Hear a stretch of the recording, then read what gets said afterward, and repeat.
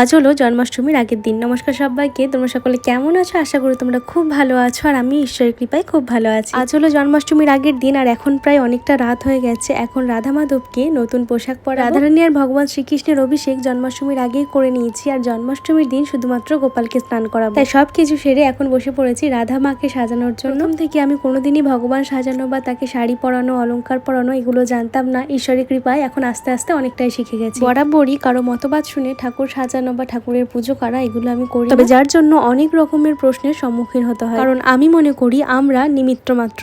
ভগবান কার বাড়িতে কবে কখন কিভাবে যাবেন, তিনি কিভাবে সেবা নেবেন সেটা তিনি আগে থেকেই ঠিক করে রাখেন। কারো কাছে এগুলো আবার লোক দেখানো। আসলে কিছু মানুষের মানসিকতা এতটাই খারাপ, ঠাকুর পুজো ঠাকুর সেবার ভিডিও দিলে বলবে ঠাকুরের সেবা না করে গরিব মানুষদের সেবা করো, আবার গরিব মানুষকে দান ধ্যানের ভিডিও পোস্ট করলে বলবে এসব করে নাকি সিম্প্যাথি গেইন করছে। আমি বুঝি না এইসব মানুষদের সমস্যাটা কোথায়। আসলে কথাই আছে না, যখন তুমি উপরে উঠবে তখন একদল মানুষ তোমাকে নিচে টেনে হিঁচড়ে নামানোর চেষ্টা করবে। তবে কর্ম যার সৎ থাকে, যার মধ্যে আত্মবিশ্বাস থাকে, যার মধ্যে ঈশ্বরের কৃপা থাকে, তার খারাপ কেউ কখনো করতে পারে না। মা রাধারানী আর ভগবান শ্রীকৃষ্ণকে নতুন পোশাক আর গয়নাতে কেমন লাগছে জানিও। সব শেষে সোনার মঙ্গলসূত্রটা পরিয়ে দিল। জন্মাষ্টমীর ফুল ভিডিও কিন্তু আপলোড করে দিয়েছি, তাড়াতাড়ি দেখে এসো।